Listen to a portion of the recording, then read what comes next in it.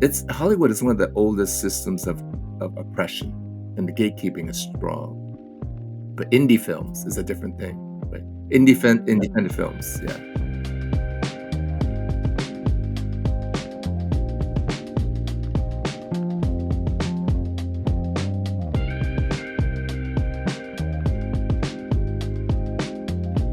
All right. Welcome to Quest for Keys, where we highlight key moments in entrepreneurs' lives and unlock the doors to their path to success. I'm your host, Hoan Tai, and joining me is the ever inspiring Alvin Wee. And today we have a star. This person has been on shows and movies such as Law and Order SVU, Blue Bloods, The Blacklist, Royal Pains, Gotham, Three Body Problems, and my favorite, Warrior. He is also a musician, co-founder of Slant Performance Group, and highly vocal in the Asian community, standing up for Asian rights and fighting injustice. He has been such a great role model for me and millions of others. Welcome, the legend, Perry Young. What's up, brother? Hey, thank you so much for having me, guys. It's a pleasure to be here. I mean, I really respect all of what you're doing on your platform to just, spread the love of our community. Absolutely. Perry, I have to share with you. So we talked about it a little earlier. When I first saw you at the film festival, and I was telling my wife, oh my god, babe, it's Father Jun from Warrior." Like I was completely starstruck. If there was a room that I was in where there was you, Father Jun, Perry, right? Or let's say Tom Cruise or Brad Pitt, I would be more starstruck by you, Perry. Like Wow. you don't realize how instrumental Warrior has been and how influential it was to me when I first saw it.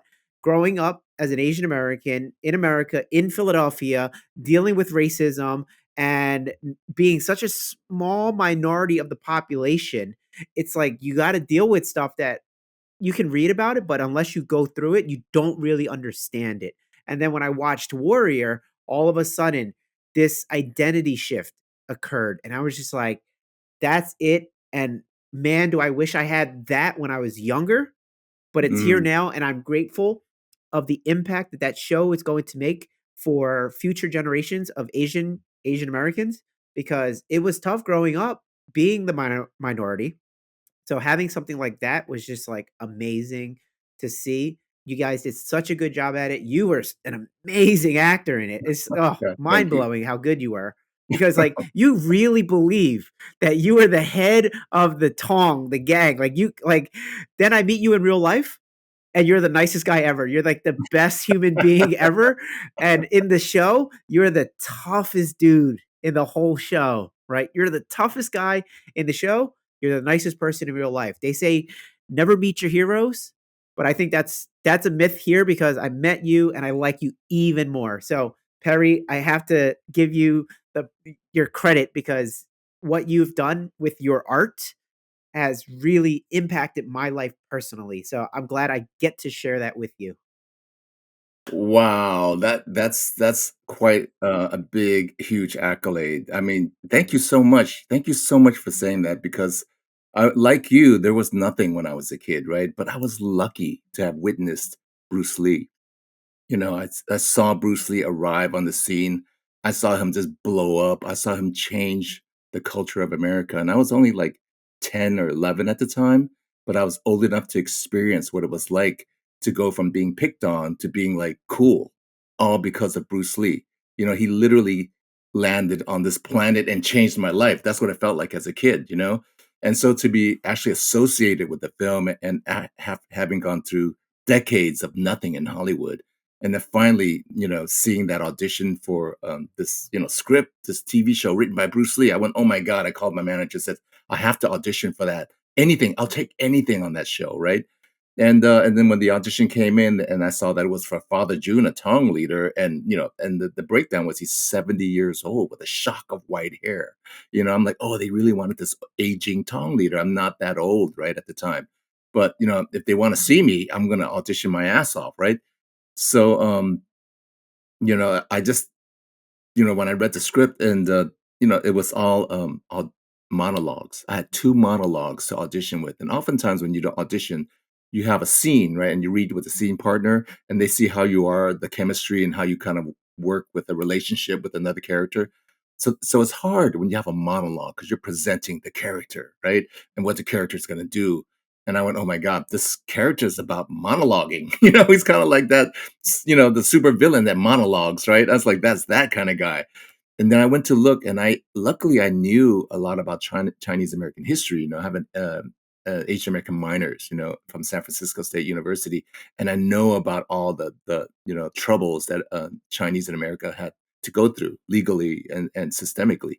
And so I went, who is the leader of Chinatown, and what does he stand for? And then I looked at, and he can't just be a bad guy, right? Otherwise, we just don't like the bad guy. There's something that has to be about this guy that we like, and we know he's a bad guy. And then I went to research, and I found that I came across what Yuri Kochiyama wrote once about Malcolm X. And Yuri Kochiyama is a Japanese American civil rights activist, and she's the one that had partnership in terms of activism with Malcolm X. And once she wrote this article about Malcolm coming to one of her living room meetings for activist gatherings in Harlem, that everyone was saying what a nice guy Malcolm was. And you go, whoa, you never hear that in the mainstream media, that Malcolm X was a nice guy, right? And so I started reading things about Malcolm X, and he would say, hey, I love people, I love humans, I love my people. But if you come at me with a noose, I'm coming back at you with a noose. And I went, that's Father June right there.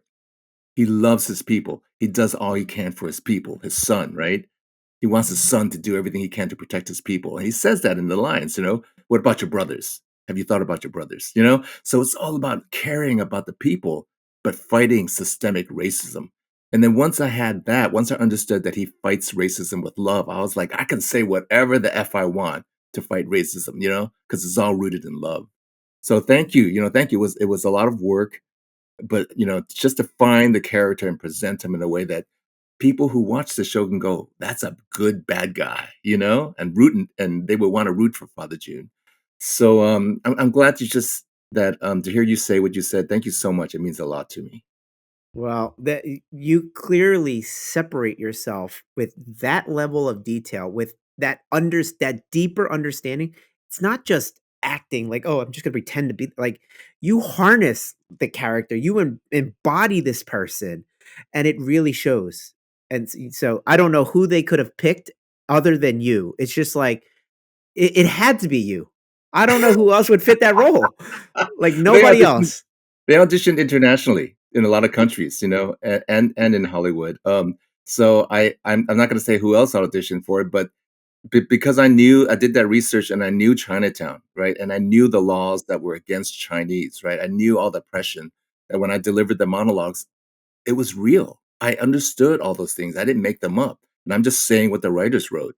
And when I talked to Jonathan Tropper about it, Jonathan said, oh, once we saw your audition, we believed you, like we believed this guy. And that's all it took, was to believe what you're saying.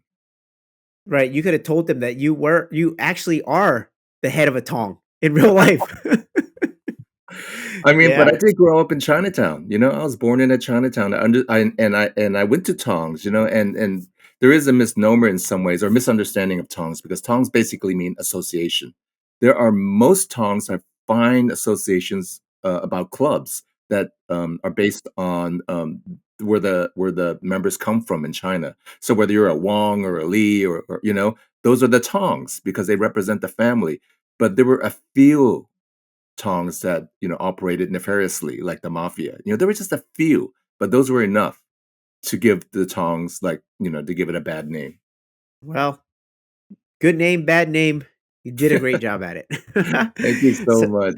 So yeah, Perry. So you're a little different in the sense that we usually have entrepreneurs on here, right? And but you being an actor, it's very entrepreneurial spirit, like right. It is you have to go out there and you have to present yourself, and then you have to get the deal done. And so entrepreneurial spirit. I like having you on here because you're adding that variety, and people can see who you are on the big screen so they can connect with you. So I'm very happy that you agreed to be on this podcast.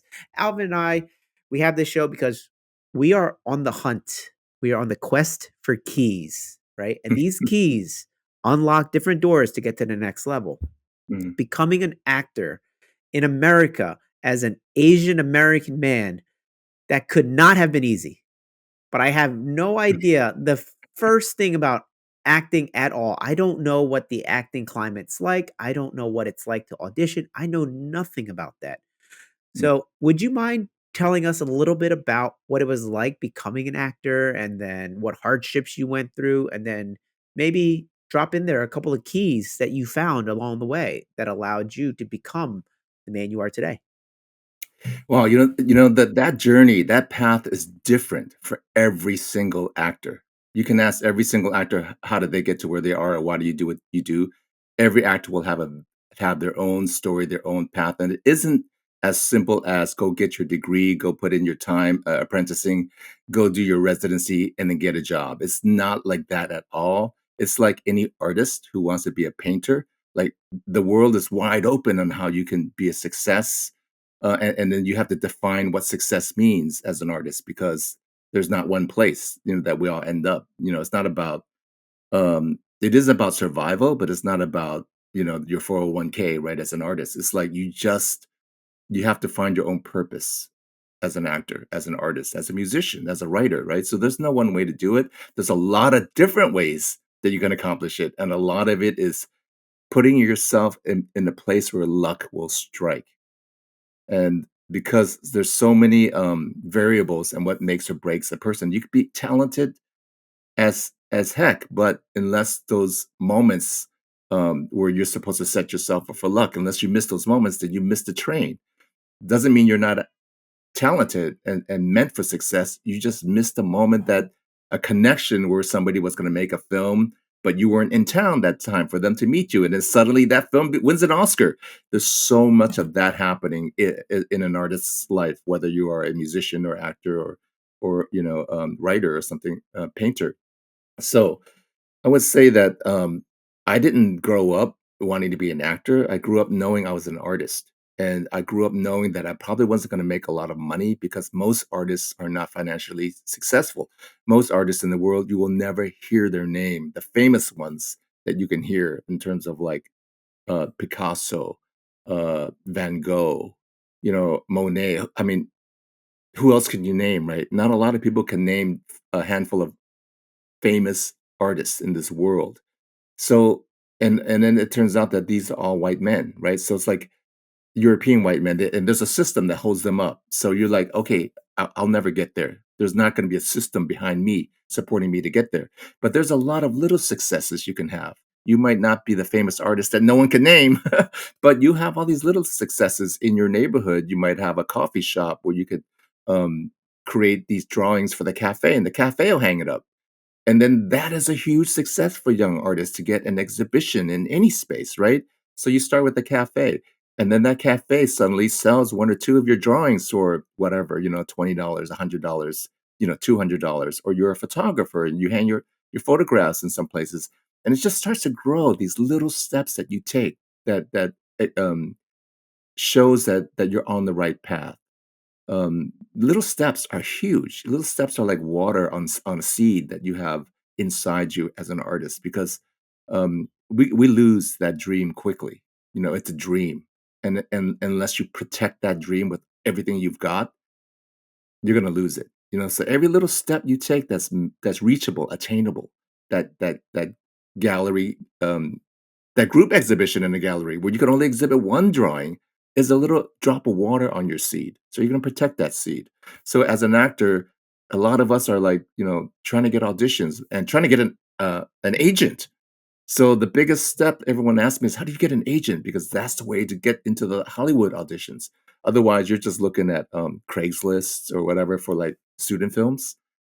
I would tell everyone who's starting out, do that student film, because that's that little drop of water that's going to water your seed. And what do you get out of that student film? You might get a speaking line, which is huge for an actor on screen, because then you develop your reel, right? Everyone says, "Can I see your reel?" And then if you don't have a reel, you don't have your calling card.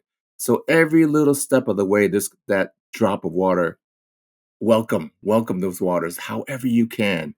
Some people, I light incense, I bow to my ancestors, bring that water in.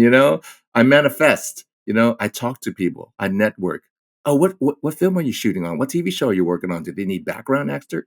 Because background is a great way to get your feet in the door. Like a lot of people think, oh, I'm an actor, I need to say a line. It might take you years to get into a show where you actually deliver a line on Law& and Order.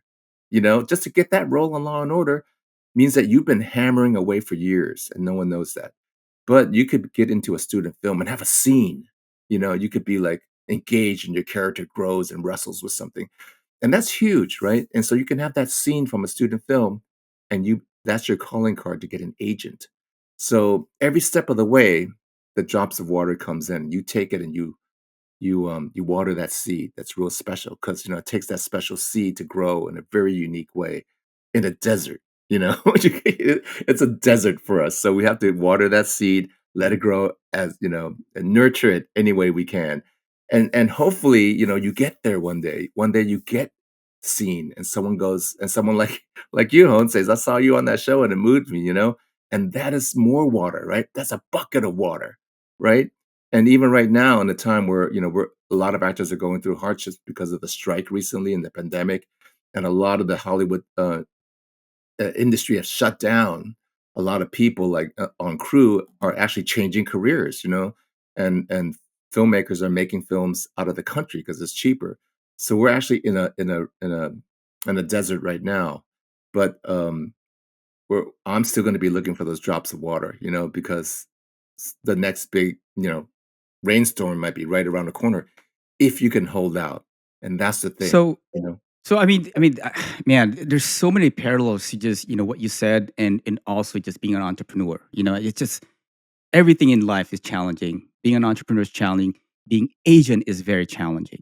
Especially in such a world that is dominated by non-Asians, right? And so, I kind of want to dive in a little bit into this. This is part of the show where we call the anatomy of a dragon, right? Us being Asians, especially you as an Asian American actor, what challenges, you know, in such a big industry, but yet we are so little in there, right? What challenges like self doubt, imposter syndrome have you faced navigating, like, especially in a very typecast heavy industry? And what type of dragons did you confront? Wow, that's a huge question, and there are dragons around every corner, dragons around every single corner. When I look at my hero, Bruce Lee, and you hear about people describing what Bruce Lee was like, and I don't know if you followed what Quentin Tarantino was saying because of his depiction of Bruce Lee in his Hollywood film recently, and they said, "Oh, he was arrogant," and all this stuff. It's like, how could he not be when you step into a situation when everyone's racist against you, and they don't give him a chance, and a couple of stuntmen said, "Oh, he actually punched me." I was like, "Well, did you ask for it?" At that moment, you probably gave him a lot of crap and said, "Who's this little C-man? What you gonna do?" It's like, "Get out of my way," right? You gotta be cocky in this industry because, like, people are gonna, like, step all over you as an Asian American man, right?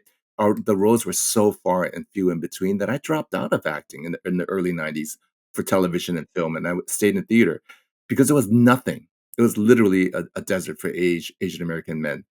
Uh, so you really gotta understand the culture of what you're up against. You have to understand that you might have allies on the set if you get booked on something, and then you kinda, like, wanna make those allies more of an ally while you're filming, So you have to find all kinds of ways to talk to people who are on your side when you're filming, and then you have to find out who actually is not your ally and represents the old school in the racist oppression, where they wanna make you seem like you're just a joke, If you're casting something and the lines are blurry between this character could be kind of a joke and stereotype, or he could be kind of like sympathetic, and we can understand who he is, right?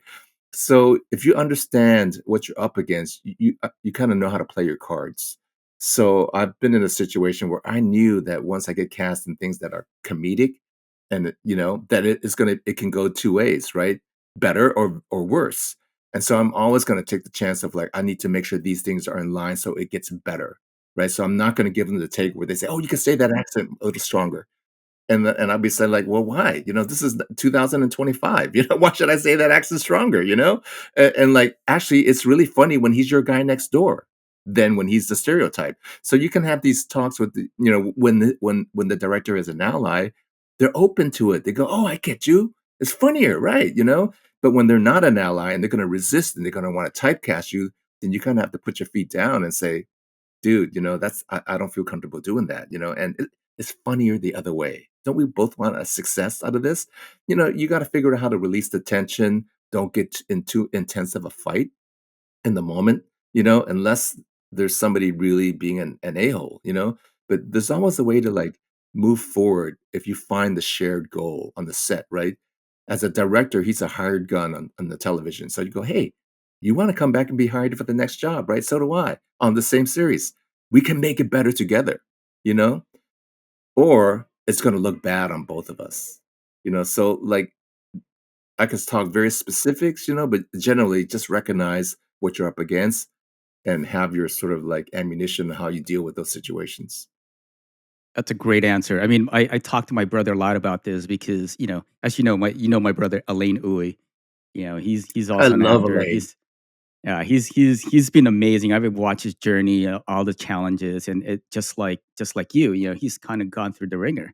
And we talk about this a lot. And even now with this new movement of like having more Asian based movies and films and even TV shows, he's still getting typecast. We're just talking about this the other day. He said like, he was auditioning for this part who is supposed to be a Filipino. Well, my brother's Filipino. Well, he's Filipino Chinese, right? And they're like, "Oh, you don't look Filipino enough," you know. Like, And what does so so Filipino he didn't look get like? and then so he didn't get the part. But then whoever they hired wasn't even Filipino. Oh my And god. he didn't look Filipino enough. For us Filipinos, we could recognize each other, right? So it's an even bigger like issue, right? And right now too, like I think he got another part where he's supposed to be some other Asian like a Chinese, but then he's like, well, I'm Chinese. He's more Chinese than Filipino, and he was typecast again. He didn't look Chinese enough. So there's even this range that like all these guys in the film industry and the studios, they don't know the difference between us. Well, you know, it's a yeah, it's a very nuanced discussion, and you know, I love Elaine's work. I loved him right when I saw him on Paper Tigers. He was an amazing actor. You know, you just want to be on his side, right? You see the film through his eyes. I mean, that's an amazing actor, right? When that happens. But it's a very nuanced discussion on what's happening in Hollywood and within the up and coming AAPI, AANHPI production people, right? So we have two different agendas and we have two different needs and we have two different stories to tell, right? So we talked about Warrior earlier. It's the only show that's centered with the Asian voice. Like the world is about how we feel the world, right? That is extremely rare in Hollywood. It's usually how the white man looks at people of color, right? Everything is usually like that, you know. But in Warrior, it's our voice. So what you're saying, Alvin, about how we're not Chinese enough or not Filipino enough, it's because they're trying to be politically correct, which is okay, right? But then to understand, like, what is the story you're actually telling, and how much do you have to be politically correct if the character, for example, doesn't speak Tagalog, you know? But you want the best character for the part, and the guy that's written as Filipino as the next door neighbor, third generation, he doesn't have to speak Tagalog, so he can actually be another Asian American, you know?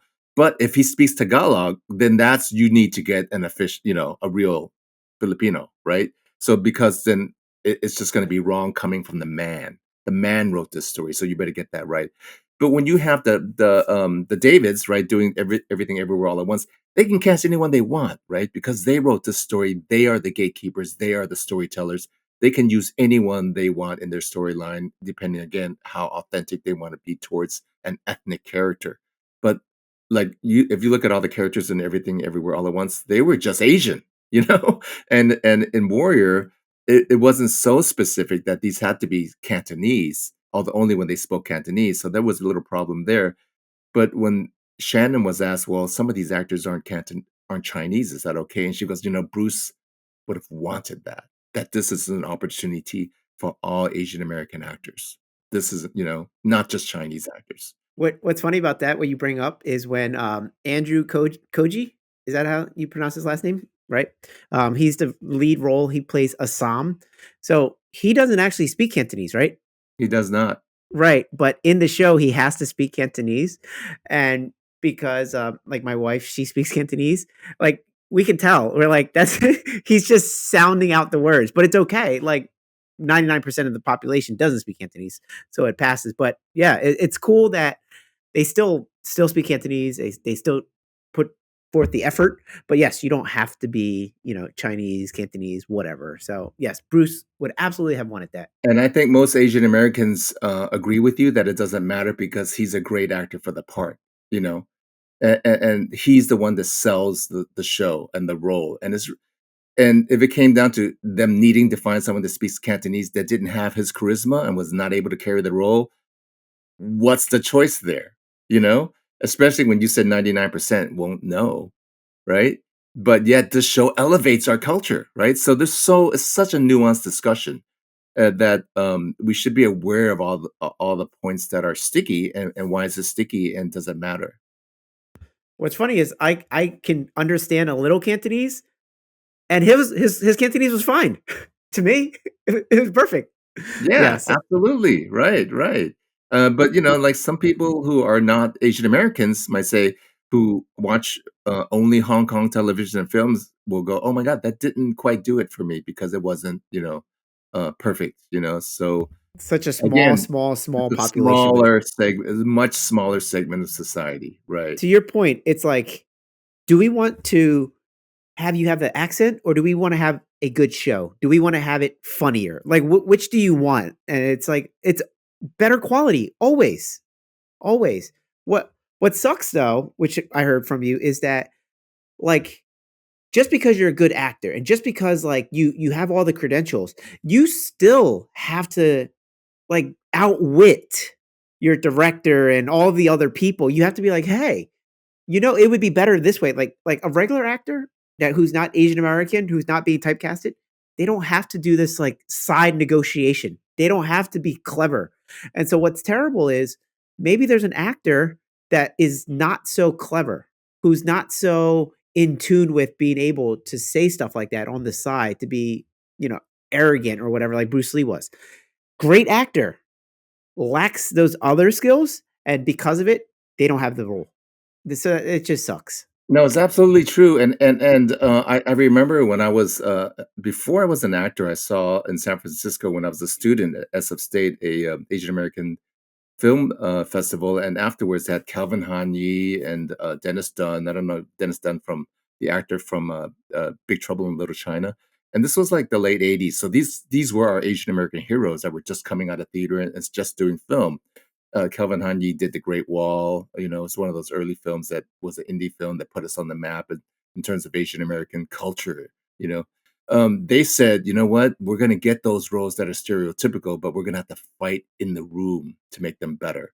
Like they knew it then, and I heard it then as a kid, right, or as a young college student. So it was planted in me that those roles will exist, and we'll have to fight to make them better. And I think that those roles exist for Latino actors, Latin actors, in Hollywood. I think those roles exist for Black actors still. They'll still get stereotypical roles, and then they'll just say, "Hey guys, this is old. This is '70s Black dialogue." We don't talk like that, right? It's different. So those things, because Hollywood are filled with old gatekeepers, right? Those gatekeepers are still there. They haven't changed, and hopefully they'll die out. And the second generation that comes to take their shoes, they're kinda like, they've been mentoring and they might still have those sort of, rigid rules and ways that they wanna represent other people, and women, right? Women are still written in a certain way, and women are all these women are complaining, "Why are you still casting us as second-class citizens?" Women are strong people, leaders, right? So, why are women only relegated to certain roles in Hollywood? So, it's Hollywood is one of the oldest systems of oppression, and the gatekeeping is strong. But indie films is a different thing, right? Independent films, yeah. I was gonna say, what's the solution now? Do we just create our own films? So That is what we're doing. Alvin and I will fund it, right? We'll put all our money together and we'll fund the films. And Perry, you can get all of the gang, right? You can get Andrew, Diane, Olivia, Jason, Joe. By the way, these are the people from Warrior, and we can make another movie. Absolutely, and that's what people are doing, Hone, believe it or not. Behind the scenes writers and producers and entrepreneurs, they are coming into the film industry because of the pandemic and the rise of anti-Asian hate. They see that they have to fund stories that show America and the world who we are, to empathize with our story, because no one else is going to change the culture like film and uh literature, right? So we're going to support those voices because that tells the world who we are. We can't depend on education. We can't depend on television, but independent films. The Everywhere All at Once, the recent DD, and the Harvest, this film I shot with Dormois, who was in the what's that Gran Torino film with Clint Eastwood. Took him 10 years to write his own film because after shooting that film with Clint Eastwood, there were no roles for Hmong people, right? That was the only Hollywood film ever about the Hmong community, and so he was like, "If I'm gonna make another film, I'm gonna have to write my own script," and he did it, It took 10 years. So it's these people that are, like, gonna change the culture, and you if it's people who are investing in this because they realize our safety depends on it to tell these stories.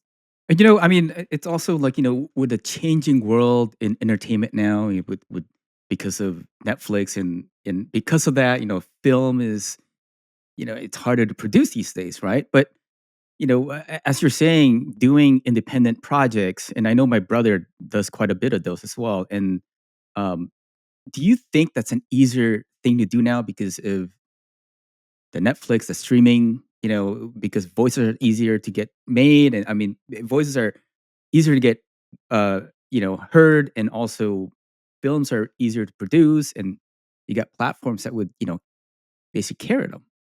I think How, we have an opportunity today that we hadn't had ever, right? Everywhere All at Once, Everything Everywhere All at Once won multiple Oscars, like 7 Oscars, I think, right? And so that shows that, America and the board, the people who vote on it, has accepted the voice of an artistic Asian American culture. It's not Asia, right? But like 2 years ago, Parasite won from Korea. And, so that's a Korean film, and that was amazing that it won, right? Because it showed, like, how there's incredible filmmaking from Asia. And but the fact that the Asian Native Hawaiian American film one, I mean, it means that we have our foot in the door and we have opportunities. And there are people writing right now, a lot of scripts that are written by AA and HPI writers and producers. So we have our foot in the door, and it's up to, like, our community to support it and to say that every time they see something that's, Asian American, they have to, like, watch it and tell everyone to watch it, and click double like on Netflix, because numbers um, help us a lot, right? The higher the number. And it just means that, there's community support behind this, and community support is really important for the culture. What do you think about YouTube and creating just YouTube shows that gain a lot of popularity and then get picked up? It's great. I mean, I think to answer Alvin's question is, like, it is easier to produce, and because of all the web series that are much less expensive, like on YouTube and on TikTok. People Right. tell web series on TikTok, right? That's where you go watch a web series that's only like 8 minutes. That episode is only 8 minutes long. So basically, you come back every week to watch an 8 minute episode of TikTok television.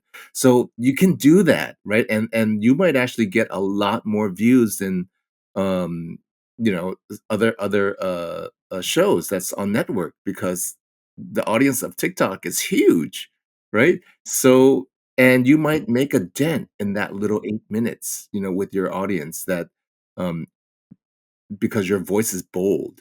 Your voice represents a community that hasn't been done, haven't been said yet. And you took the step to be bold, right? You're using this opportunity to say, I'm gonna say whatever I want because no one ever said this before about my life. Like, I'm this little kid that grew up and raised in Oakland's Chinatown. I had to kind of, like, fight a little bit and get out of Chinatown and all this stuff. And then I became an artist. It's like, what is that story, right? I can write this down, 8 minute episodes, and it can go on forever. So the opportunity exists now, and I see a lot of people using it, which is amazing. yeah, it's amazing, but it's also, also it changes the landscape a little bit too. economics, right?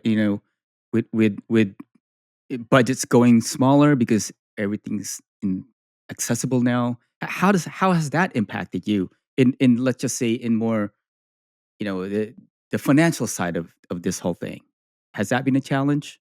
It's always been a challenge to live as an artist, right? Like whether and there's it's always a misconception that if you're seen on television that you're rich. That's a big misconception, right?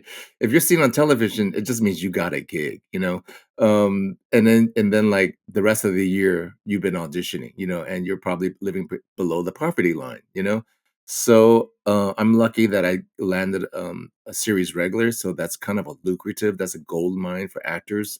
And but the show's over, so I'm looking for another job now, right? So I also have a family with two kids in college, so I'm not living in the lap of luxury, right? But I'm not starving either, So, but I'm looking for the next job, and that's kind of like a place where a lot of actors are, whether you're just on the line of poverty or a little above. My union, the SAG-AFTRA union that represents actors, is the largest union in the world with the most unemployed members. 95% of SAG actors are unemployed at any given time. So you have 5% of our union working, and 1% of that 5% are celebrities, right? So the rest of that 4% are doing TV shows, right? That no one really you don't really have a name, but they might recognize your face, that kind of stuff, right? So if you're a recognizable actor, you're kind of doing okay. But so actors like me will do the special short film, right? That some I will even do.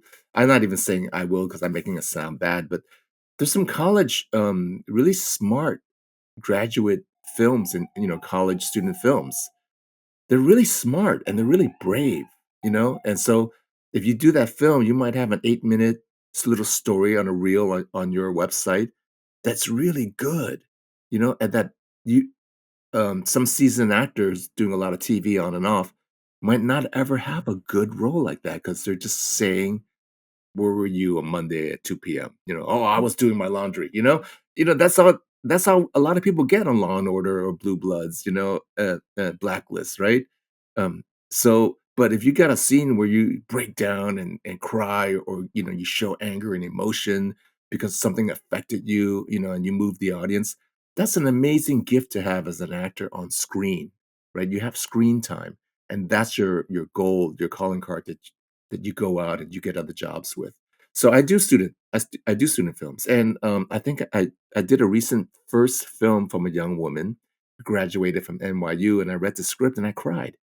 I don't know, my God, this is such a good script. You'd never see anything like this. Not only in Asian American films, but in any other film because it's a mother and father story, you know? And I went, I'm aboard. It was a low budget SAG contract, but sign me up because I get to be that father. I get to play this character that abandoned the family, and one day they bump into the daughter on the street, and then they rekindle the relationship, and then like, but he has and then he has an illness, and so time is short for them to connect and find love again on what family is, and those stories are never told, and how almost never told that especially with AA and HPI faces, and so I thought this woman needs support. If she wants me in her film, I'm gonna do it, and I'm gonna give my 100%. And so that film is going to Sundance, next year because it's such a good, authentic story that's just heartfelt. And I was glad I took the job because it's gonna be a special film.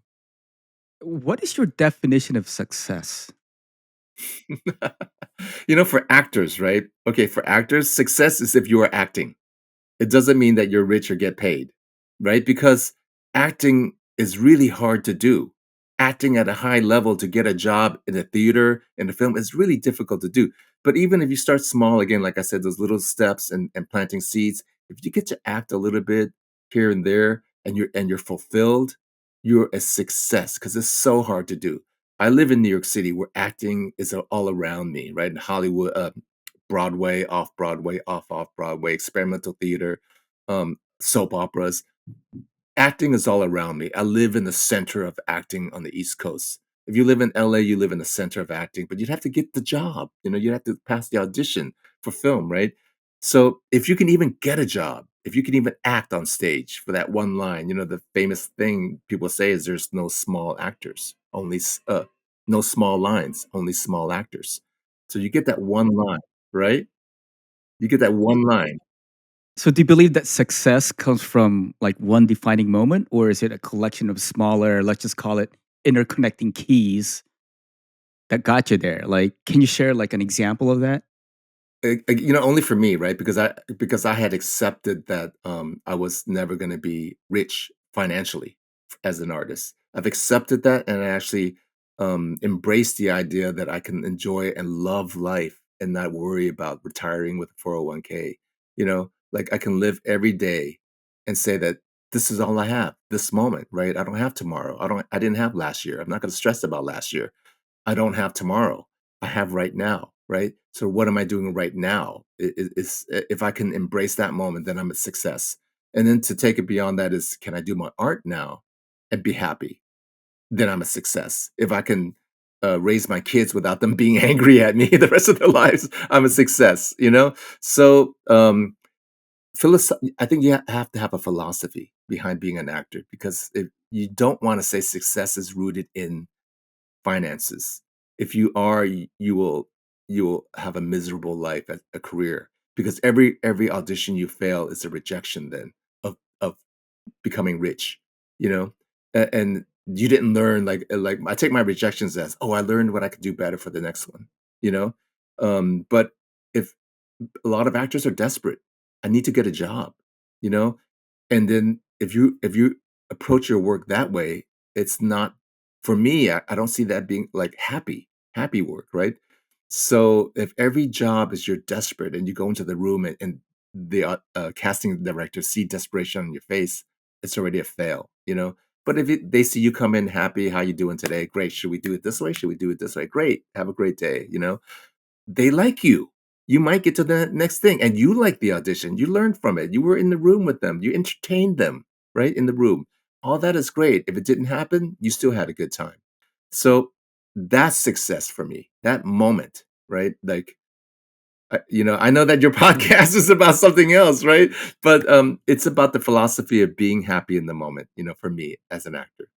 It's funny because a lot of people think that success is defined by monetarily, means of success, right? Like, but as Hoan and I know, like, we belong to a group of wealthy individuals, let's just say, that have made it. But the common theme that we've found is like it's about the time that we have with our Absolutely. family and kids. It's really just the freedom, not the money. The money is just a tool.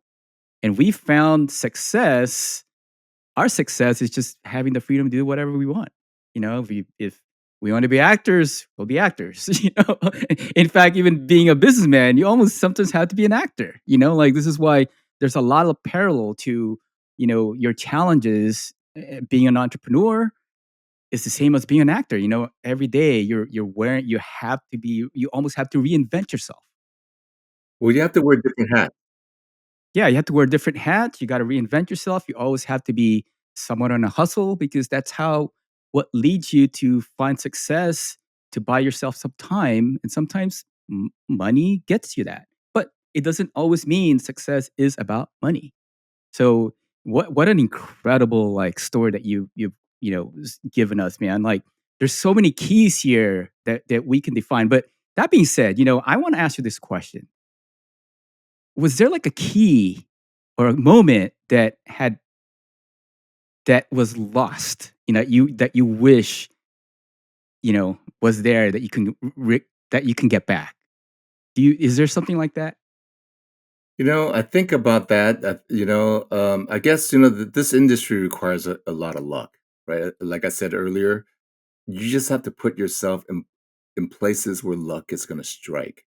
And luck struck, and then somebody else came along that was better, and then I got let go of jobs, right? That were really good jobs, really good roles where I couldn't believe I got the role, and then they gave that job to my friend. This is real, because my friend was so much like me but younger, you know? But you can't look at that as something, that's gonna, uh, bring you into spiral down, into despair. You gotta look at it like, I'm glad my friend got it, you know? And so I'm still gonna put myself in a place again. I learned from that audition. But I think the key is like you gotta, for me as an actor, you, and I tell this to a lot of young actors, is like, everybody has to make money. So find a job that you can make money in that doesn't suck your creative energy out. That when you get an audition that comes in, you can go, oh yes, you can be all excited and still give your 100% creative energy to it. And if you don't get it, that's fine. You still go back to that job that makes the money, that doesn't suck your soul out, whatever that is. So that if you can still act and audition, you're still a success, even though you have the day job. Wow. I have a funny question. Do you still get paid from Warrior now that it's on Netflix? Do you still get residuals as people watch? I do because of my union. Wow, the passive income. So, Yeah. we're real estate investors, so we're constantly thinking of passive income and things like that. And so the whole acting thing, I have no idea how it works. I just have rough frameworks in my head, but I just assume that if people watch the show, you get paid kind of thing. So I don't know how that works with Netflix now that Warriors on Netflix, but so you still get paid, and will you get paid for as long as it's on Netflix? Uh, Yes, but it's a little different. It's not just that it's being on Netflix, but, every time it moves to a different market, I get paid. For example, when you watch something on an airplane, that's a different market, right? So when like if, an airline company licenses Warrior for their airtime screening, we get paid. Every time there's a download on one of these other different, streamers, we get paid. So yeah, so when it moves into different markets and definitely but every year there's a residuals. We call it residuals. They come in and they get less and less and less over the years. Like I did my first acting job in New York was I was on a soap opera and I just walked on for like it was the best I paid I ever got at that time, 1994 or something. Walked onto a guiding light and I did this sort of Thai dancer. They put me in a sarong and I just improvised some stuff. And it was somebody's psychedelic flashback to when he was in the jungles in Thailand.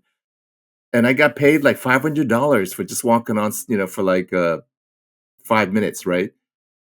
Every year it got less and less and less to like a penny residuals, right? That was like almost 30 years ago, right? I did that. So a penny would come in just to say that people are still watching that episode somewhere in the world. So that to pay me something, you know? And it's just kind of ridiculous, how but the union says you have to pay me, you know. Um so it gets less and less and less. But if you're a star and you're like high up, number one, two, and you get a lot of residuals for years. And I heard that people like on the on MASH, the long running army show, like just the credits in the beginning of MASH, they were on that. They're still living off of those royalties because it's such an overplayed show for on and on and on. Wow, that's pretty cool. Is that still a possibility these days with the current infrastructure of entertainment? It's harder and harder, and if you followed any of the strike that that what the actors were asking for from Hollywood, they're trying to take it away because they could do so much with AI these days. They can actually create whole landscapes and fake people and do all these titles and fake music, and it's great and it fools everyone and it doesn't matter, right? It costs them nothing, and so actors were fighting against that. So it's really challenging, for our industry right now and other artists and musicians and writers because AI can just write a novel, right? And so why would they pay write a script? They just need one person to tweak things that seem odd, right? Like I heard AI creates people with six fingers, so someone just has to fix the six fingers, that kind of thing. So it's getting harder and harder, but I think America, the humanity will find something again in its live performances, right? People might go back to the theater. People might go see live music more. People might go to see modern dance, ballet more. People might go to magic shows more. I mean, like because in television and film is going to be such a fake world. Um, I think that people will still want storytellers in a room. So do you foresee that where that's where the future might be when it comes to, entertainment, movies, I TV? think so. I think so. And recently, I mean, if you follow what happened after the strike when a lot of actors were out of work and still are, a lot of television and film TV stars are acting on Broadway right now because they just want to act for one thing. So that's a place to go act. And then it's also a paycheck. If you could name your biggest professional or personal dragon that you're challenged with right now, what would you call it? And what would it be? The biggest professional dragon would be how I can organize my time so I can get all my friends, my creative friends, and all the different aspects that it takes to make a film together to make a film. Um, it's my own mind and being a producer and organizing my time because I can do it, but I'm more of a creative than I am a producer. That takes a whole other different brain, but if I can get into the mindset of a producer and get my friends who are cameramen, writer, actors, uh, costumers, I know those people. They're all incredibly talented people ready to work with me for no pay, for deferred pay for when we sell the film into distribution, right? And if we sell a film into distribution, we cannot get paid quite well, but we would have to make the film first on nothing or Kickstarter, right? So I could do a sort of fundraising platform to raise money so we can get started. But so my dragon is like, how can I organize all that with my, figure out the time and energy and kind of like learn different skills in organizing. And um, that's my biggest dragon. That's a big one. Have you come up with any solutions? Well, I got my feet wet because I made a short film, "Stop Asian Hate, Love One Another," and it was funded by Kickstarter, and I did the whole Kickstarter campaign. I did all the timesheets, spreadsheets on the actors, and wrote the contract for my extras, my actors. It was so, like, debilitating in terms of energy that I didn't have time to focus on the directing of the thing that I wanted to do. I could have done better, right? Because by the time I was directing, I was watching, I was also acting in it, And so I couldn't wear all the hats. I was challenged to wear all the, at the moment to wear all the hats. I think I could do it better, but I think I would prefer to have help, I need a producer, a production assistant. I would prefer to have that person take the load off of organizing, and so that I can get into the creative part. But so my dragon is that I can't really, I don't want to be a producer, or I will actually be the producer and not in the creative side, just to stretch myself. Well, Perry, we have this thing that we call the triad of success, right? So there's this triad. Now, it's not the triad that you're used to, right? Like the the Chinese mafia. tong, right? Yeah, like not the mafia, but the triad of success is health, wealth, and relationships. And there's this fine balance between all three. Now, you have a very successful life and you have impacted a lot of people. How would you say you've been able to balance all three things? Or if you want, maybe just even balance the two, right? Of and health and relationships, because it sounds like if you're acting, whether you're getting paid a lot or a little or nothing, it's like you've already succeeded. So, how is it that you balance your health with relationships, and what have you figured out in terms of a philosophy around living that good life? I think some of my health is based on genetics, like I think for Asians, a lot of us are not going to be obese naturally, right? So you kind of have to watch that. And I grew up with a pretty healthy Cantonese diet of little meat, a lot of vegetables and rice and fruit, for your desserts.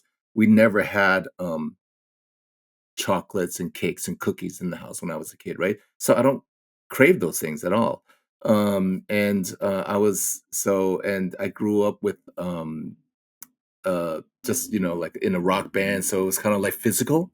When I was a young teen, I played music, so you have to lug your gear, and you have to kind of be slim on stage. You can't be like a heavy set rocker, right?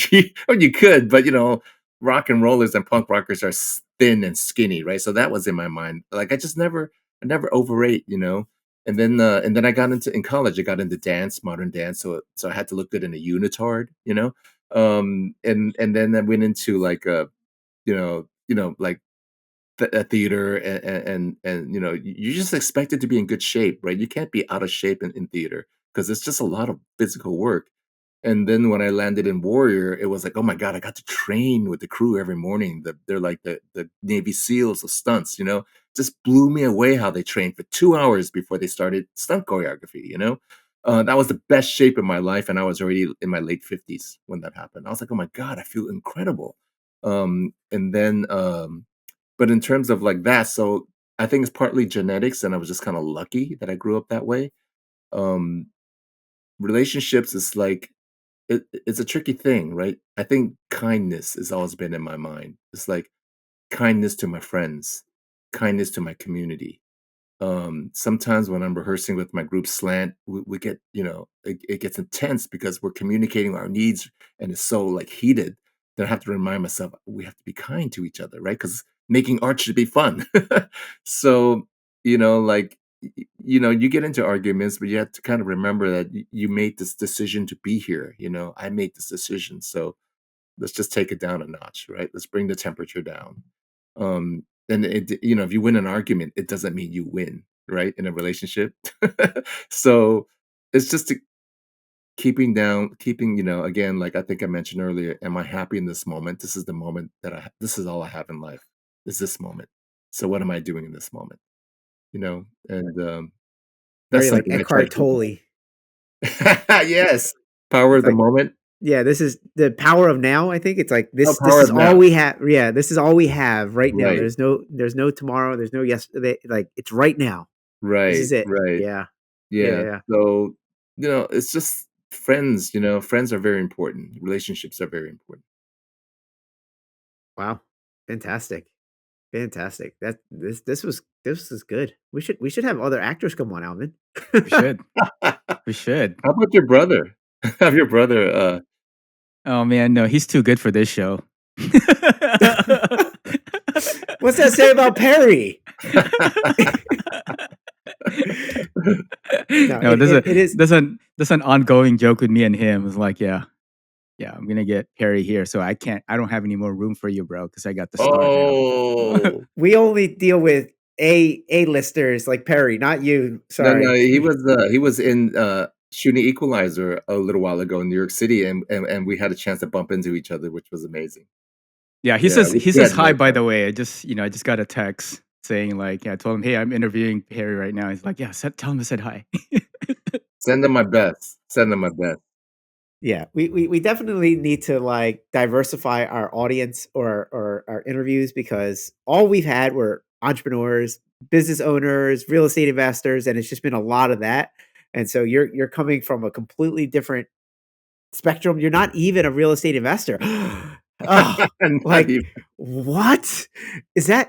How is that possible? Right? Like, because our world is so consumed with real estate investing that it's just nice to talk to somebody who's not in the business. When I hang out with people who are not actors, they think we're really weird. Really? Yeah. The what we find important is so different. Real quick before we end the show, what do you find important that somebody else might think is weird? Well, I said this before that I can enjoy life without being in the world of finance, and worrying about retiring. Like, that's weird to a lot of people. That is weird to a lot of people, and even people who aren't real estate investors, just regular 9 to 5 people. Just That's what like, I mean. what? Yeah, Pretty yeah. much everyone across the board thinks they should have a job and retire. Well, except for me, because I know you see my post on social media, and I'm constantly posting to escape your 9 to 5. So Yeah, except for me too. Like, I didn't have a college degree. I didn't want a full-time job. So we're all kind of going after the same thing. Just, you're not weird because you're saying weird. We're all weird. That's So great. And we should be, because there are like 7 billion people on the planet. We can't be one thing. right, just don't want the life to be boring. That's what I tell my kids. You can be anything you want. Just make sure you learn to grow and learn to learn because otherwise life would be boring. That's you call that Absolutely. weird, then we're all weird. It's okay to be weird. Absolutely, absolutely. Embrace it. Embrace everything that life can throw at you, and see how it fits, right? yeah. So Perry, how do people find out about Stop Asian Hate, Love One Another? And then also, what Alvin was going to ask, how can people reach out or find you or learn more about you? Oh, great! Yeah. So the short film I shot is a music film. You can just I have a Instagram account for it. Stop Asian Hate Film. And also, if they search on Vimeo, they should see the music video. So I have two versions, and I'm about to release the film just out in the world for free because we did the film festival circuit already, and it was nominated for best music video in the Disorient Festival in Eugene, and it showed in New York and Boston, and we just got great responses. But it's just time to put it out there. So Stop Asian Hate Film on Instagram, and you can just find me, Perry Young Official, on Instagram. And I post all the things like I have a band, Judo Club, that played the music for Stop Asian Hate. And my slam performance group is having a show in New York City in March 2025. So stay tuned for that because it's going to be an amazing show honoring all our AA and HBI ancestors for AA and HBI month in the US. What does that stand for? We're not in this space. We don't. Oh, Asian American, Native Hawaiian, Pacific Islander. It's the new Asian American, Oh, got it. acronym. Got it. Got Yeah, it. yeah. Okay. So we're just being inclusive of all those people that are not just like Pacific Islanders aren't American or Native Hawaiians don't consider themselves American, but we're all lumped into one group fighting the same fight, politically. Got it. AANHPI. Got it. Yeah, you said it earlier. I was like, I don't know what that is. Yep. All right. Well, Alvin, I guess that's the show, huh? That's the show. Thank you so Perry, much, thank you. Perry. Yeah. All Thank you, right. guys. Thank you for having me. It's a pleasure. All right, everybody. See you in the next episode. Peace. I'm going to hit you guys up to be producers on my next film. Let's do it. I'm There open. it is.